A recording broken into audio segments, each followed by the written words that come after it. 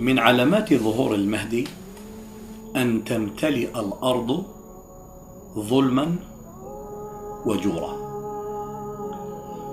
جاء في مسند الإمام أحمد والحديث صحيح الإسناد عن أبي سعيد الخدري رضي الله تعالى عنه قال: قال النبي عليه الصلاة والسلام: لا تقوم الساعة حتى تمتلئ الأرض ظلما وجورا، ثم يخرج رجل من عترتي فيملأها قسطا وعدلا. إذن من علامات ظهور المهدي أن تمتلئ الأرض ظلما وجورا. أي الزمان الذي امتلأت فيه الأرض بالظلم والجور مثل زماننا؟ لا يوجد. سب الله جهرة، سب الدين، الاستهزاء بالدين، تعطيل الشريعة، حرب الشرائع، محاصرة المساجد، حرب أهل الإيمان، قتل المسلمين، إسكات العلماء، ضرب من يسعى إلى نصر الإسلام، إحجام الآمرين بالمعروف والناهين عن المنكر، تمكين المذاهب الهدامة، تمكين الكفر، تمكين الردة، إباحة اللواط، الزنا، الفواحش، انتشار الموبقات، وغير ذلك من الطوامي التي نراها ونعيشها يوميا في بلدان المسلمين. انحل عقد نظام الإيمان، دبت الفوضى وأتت الدهماء. اليوم نعيش مرحلة امتلاء الأرض بالظلم والجور. الظلم ثلاث: ظلم في حق الله، ظلم في حق النفس، وظلم في حق الغير. أما الظلم في حق الله في المسائل التي تتعلق بالله، في الربوبية والألوهية والأسماء والصفات، في الحاكمية والتشريع والولاء والبراء، في أمر الله ونهيه وحدوده وسننه. والظلم في حق النفس ما يرتكبه الإنسان من الأخطاء والذنوب والمعاصي والتقصير في حق الله. والظلم في حق الغير هو ما يلحقه الإنسان بأخيه المسلم من هتك الأعراض والدماء وإراقة الدماء ونهب الأموال وهضم حقه ومنع مستحقاته. هذا كله بحق الغير، ناهيك عن الظلم الملحق بالمجتمع في الآداب العامة. تمتلئ الأرض ظلما وجورا، تمتلئ يعني تصل إلى القمة، إلى السقف. ثم يخرج رجل من عترتي يملأ الأرض قسطا وعدلا، وهو المهدي رضي الله تعالى عنه. أيها المسلمون، النبي صلى الله عليه وعلى آله وسلم يخبرنا عن ظرف عصيب سيمر بالأمة الإسلامية وسيمر عليه أهل الحجاز على وجه الخصوص، في شأن اقتتال يقع على كنز الكعبة، وتدور فلك هذه المعارك الكبيرة في تلك الديار وما يجاورها. وهذه علامة ظهور المهدي. ولن يظهر المهدي حتى يقتتل أبناء الخلفاء على كنز الكعبة. روى البزار في مسنده والروياني بسند صحيح، وهذا الحديث في سنن أبي داود عن ثوبان رضي الله تعالى عنه قال: قال النبي صلى الله عليه وسلم: يقتتل عند كنزكم هذا، في رواية عند كنز الكعبة، ثلاثة كلهم ابن خليفة،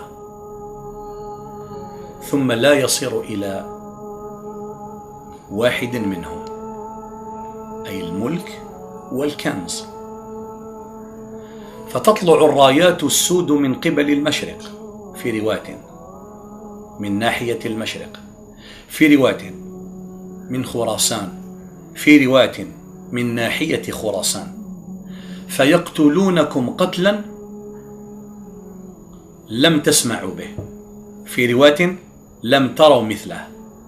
قال راوي الحديث: فقال كلمة لا أحفظها، ثم قال: ثم يظهر المهدي فإذا رأيتموه فبايعوه ولو حبوا على الثلج. في رواية: فبايعوه فإذا رأيتموهم فبايعوهم فإن فيهم عبد الله المهدي. في رواية: فإن فيهم خليفة الله المهدي. وزيادة خليفة يعني شاذة منكرة، والصحيح منها فإن فيها عبد الله المهدي.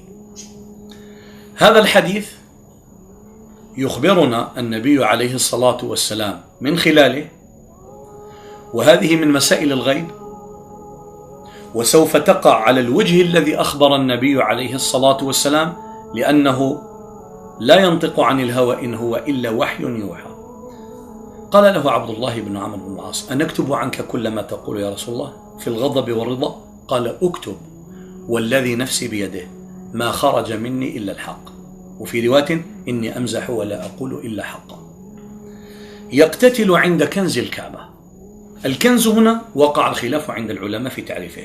قيل الكنز المقصود هنا هو الخلافة، قيل الملك، قيل الحكم، قيل المال، وقيل كنز حقيقي في الكعبة، وقيل المقصود بذلك كنز الفرات أي كنز العراق.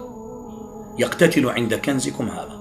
ثلاث أي ثلاث قادة وثلاث زعماء كلهم ابن خليفة، أي أبناء خلائف يطلبون الملك، وكل واحد يريد أن يستأثر بالكنز والخلافة وبالملك والسلطة والحكم، ثم لا يصير إلى واحد منهم. معنى معارك طاحنة بين الجيوش الثلاث والرايات الثلاث والانتماءات الثلاث أو التشكيلات الثلاث أو الإقطاب الثلاث لا تصل إلى أحد من هؤلاء. إذن من علامة ظهور المهدي قال النبي عليه الصلاة والسلام بعد هذا الاقتتال: ثم تطلع الرايات السود من قبل المشرق. في رواية: من ناحية المشرق من قبل خراسان، خراسان القديمة والجديدة. هذا له تفصيل وله مقامه. فقال النبي عليه الصلاة والسلام: فيقتلونكم قتلا لم يقتله أحد، لم تسمعوا به. في رواية: لم تروا به، لم تروا مثله. ثم قال كلمة فنسيتها، ثم قال: فإذا رأيتموه فبايعوه ولو حبوا على الثلج، فإنه خليفة الله المهدي. هذه الزيادة خليفة منكرة، فإنه عبد الله المهدي، الرواية الصحيحة. إذن المهدي يطلع أو يظهر بعد اقتتال أبناء الخلفاء على ملك الكعبة، ولن يظهر قبل ذلك الاقتتال. ومن علامات ظهور الإمام المهدي هو ظهور الرايات السود من قبل خراسان أو من ناحية المشرق.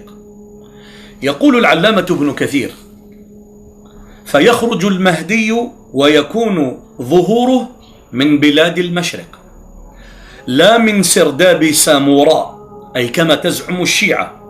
وقال أيضا: يؤيد أي المهدي يؤيد بناس من أهل المشرق ينصرونه ويقيمون سلطانه ويشيدون أركانه أي أركان دولته، أركان حكمه، أركان جيشه، وتكون راياتهم سودا، وهو زي الوقار، لأن راية رسول الله صلى الله عليه وسلم كانت سوداء يقال لها العقاب.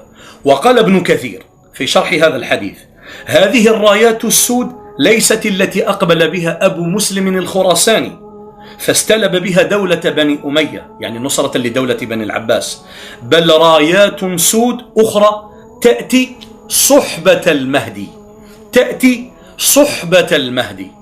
إذن من علامات ظهور المهدي، من علامات ظهور اقتتال أبناء الخلفاء، ثم ظهور بعد ذلك الرايات السود، ثم بعد ذلك يقدم هو من خراسان ومن ناحية المشرق برايات سود. فهذه هي القواعد المعروفة عند أهل السنة والجماعة في تعريف الملامح والمميزات والخصائص للإمام المهدي قبل ظهوره، وما هي تقريبا الأحاديث التي تدل على المناخ العام قبل ظهوره. نسأل الله تبارك وتعالى النصر للإسلام والمسلمين.